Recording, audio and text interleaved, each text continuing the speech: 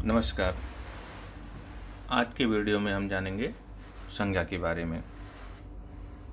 संज्ञा इंग्लिश में कहते हैं नाउन। किसी व्यक्ति, प्राणी, वस्तु, स्थान अथवा भाव आदि के नाम को संज्ञा कहते हैं। ये परिभाषा हम सबको मालूम है। हर गाइड में आपको, हर पुस्तक में आपको, हर ग्रामर की पुस्तक में आपको यही परिभाषा देखने को मिलती है।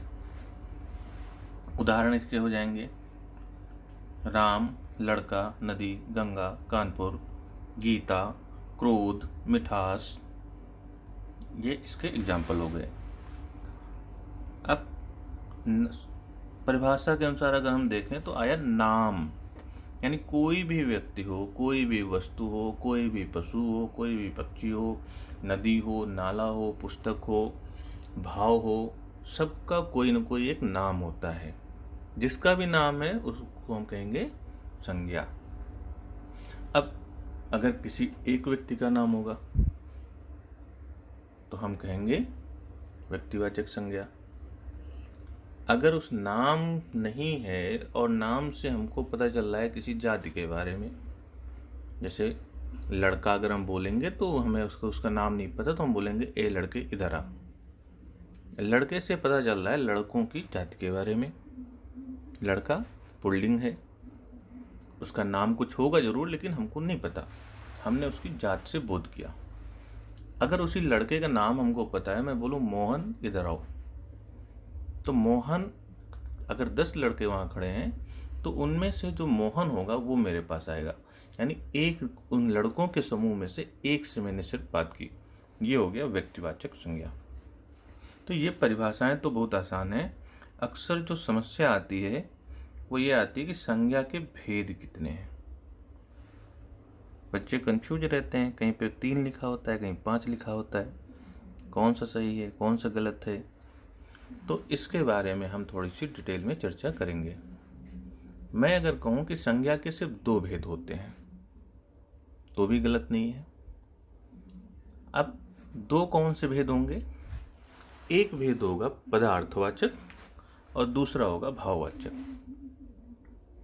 अब साइंस की अगर हम बात करें तो पदार्थ को इंग्लिश में कहते हैं मैटर। क्वेश्चन हमारा आता है व्हाट इज मैटर। फिजिक्स में, केमिस्ट्री में इस क्वेश्चन से हमको 2-4 होना पड़ेगा। व्हाट इज मैटर, तो वहाँ पर डेफिनेशन बताई जाती है कि मैटर की परिभाषा क्या है। Any substance that has mass and taken up space by having volume, यानी उसका कोई द्रव्यमान होगा, वो जगह घेर रहा होगा, तो हम उसको कहेंगे वो पदार्थ है, वो मैटर है। अब इस परिभाषा के अकॉर्डिंग अगर हम व्यक्ति, जाति और पदार्थ इन सपनों को देख लें, समूह को भी देख लें, तो ये सब के सब पदार्थ ही बन जाते हैं। अगर कोई राम कह रहे हैं तो राम तो भी मास घेर रहा होगा, उसका भी अपना द्रव्यमान होगा। लड़का बोलेंगे जात में आएगा, वो भी द्रव्यमान घेर रहा है।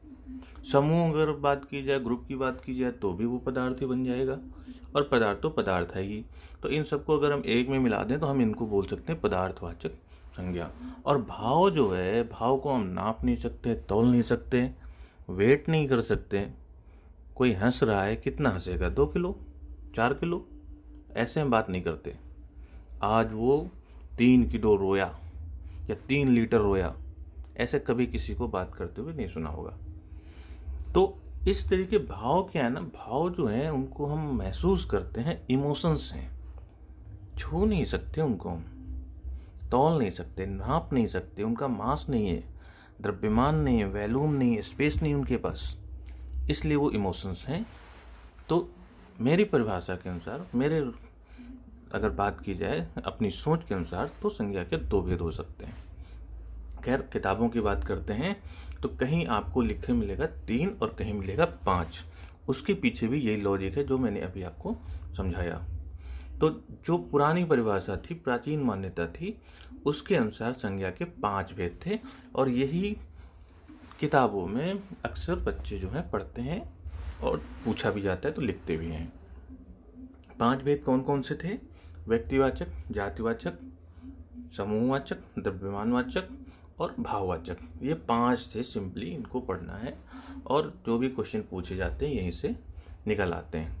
आधुनिक मान्यता में भी कुछ अंतर नहीं है, बस इन्होंने क्या किया है, जातिवाचक संज्ञा को जो है इसी के अंतर्गत, जातिवाचक संज्ञा के अंतर्गत ही इन्होंने द्रव्य और समूह को रख दिया है। तो इस तरह इनके 3 बन जाते हैं। सब डिवीजन कर दिया जात के अंदर, जाके जात के भी 2 भेद कर दिए। तो ये भी 5 ही हैं, लेकिन हम इसको कहते हैं 3 और इसको कहते हैं 5। ये तो कंट्रोवर्सी की बात है, जो लगता है कंट्रोवर्सी है, मेरी नज़र में ये कोई विवाद का विषय नहीं है, अपनी अपनी सोच की भी बात है सिर्फ। अब हम लोग कैसे पहचानेंगे कहाँ पे संज्ञा है, कौन सी संज्ञा है? तो परिभाषा की बात तो हो गई। परिभाषा का मतलब सिंपल अर्थ है, कोई पूछे संज्ञा क्या है, नाउन क्या है, तो हम बोल देंगे noun is equal to name, या संज्ञा बराबर है नाम की। बस इतनी सी परिभाषा है। किसी का भी कोई नाम है, दुनिया में ऐसा कोई नहीं है जिसका कोई नाम ना हो। जिसके बारे में नहीं जानते हैं उसका भी कोई ना कोई नाम तो रख ही देते हैं, अनामिका ही रख देते हैं जिसका नाम ना हो कोई। तो अब हम लोग एक एक को पढ़ेंगे। व्यक्तिवाचक संज्ञा। अब इसमें से व्यक्ति का मतलब, कभी कभी बच्चे जो होते हैं, नादान छोटे बच्चे होते हैं अबोध, तो वो किसी पर्सन को ही सिर्फ मानते हैं। अगर हिमालय रख दिया जाए तो वो उसको व्यक्ति नहीं मानते। तो वो क्या है ना, एक इमेज बना के चलते हैं अपनी कि ये व्यक्ति है, या अगर फीमेल भी हो तो उसको भी पुरुष या व्यक्ति नहीं मानते हैं, ऐसा वो सोच लेते हैं कभी कभी। तो यहाँ पे व्यक्ति का मतलब होता है किसी विशेष व्यक्ति से, वस्तु से या स्थान से। व्यक्तिवाचक उसे ये मत सुनिए सिर्फ व्यक्ति की बात है, वो वस्तु भी हो सकती है, स्थान भी हो सकता है, वो कोई भाव भी हो सकता है। वो बोध कराएगा, लेकिन एक का ही कराएगा, दूसरे का नहीं कराएगा। जैसे अभी ऊपर एग्जाम्पल हमने लड़का और मोहन करके दिया। तो अब इसमें जैसे शिव, आप इस फिगर में भी देख सकते हैं, भगवान शिव की बात की जा रही है। तो भगवान शिव सिर्फ एक हैं। या नीचे एक और भी बहुत फेमस पर्सनालिटी हैं, सचिन तेंदुलकर। जब हम नाम लेते हैं सचिन तेंदुलकर, तो हमारे दिमाग में तुरंत एक, सचिन तो बहुत सारे हो सकता हूँ, लेकिन ये जो सचिन तेंदुलकर की बात की जाती है तो हमारे दिमाग में एक इमेज बन जाती है, और वो सबके दिमाग में एक सी इमेज बनती है, यानी वो व्यक्ति विशेष है, उसकी अपनी एक अलग पहचान है। इसी तरीके से आगे अगर हम बात करें हिमालय, तो हिमालय पूरे वर्ल्ड में एक ही है। अगर बात करें सतपुड़ा की, एक है। नीलगिरी एक है, ठीक है। तो इस तरीके से चाहे वो पर्वत हो, चाहे वो नदी हो, नदी अगर हम कहेंगे तो इससे हमें ये बोध नहीं हो रहा है कि हम किस नदी के बारे में बात कर रहे हैं। लेकिन अगर ये कहा जाए कि गंगा नदी में बाढ़ आई है, तो तुरंत भौगोलिक स्थिति आपको पता चल जाएगी कि कहाँ बाढ़ आई होगी, कौन कौन से लोग इससे प्रभावित होंगे। अगर बात की जाए कोसी नदी में बाढ़ आई है, तो उत्तर प्रदेश का आदमी जो है वो ज़्यादा नहीं घबराएगा, क्योंकि उसको पता होगा कि कोसी नदी भौगोलिक स्थिति उसकी बिहार और नेपाल का एरिया कवर करती है।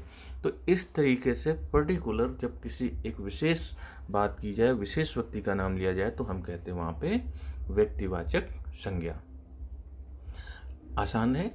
इसके और भी एग्जाम्पल हो सकते हैं। देखिए, जैसे शिव एक भगवान है, सचिन खिलाड़ी हैं, राम किसी व्यक्ति का नाम है, दिल्ली एक राज्य का नाम है, हिमालय पर्वत का नाम है।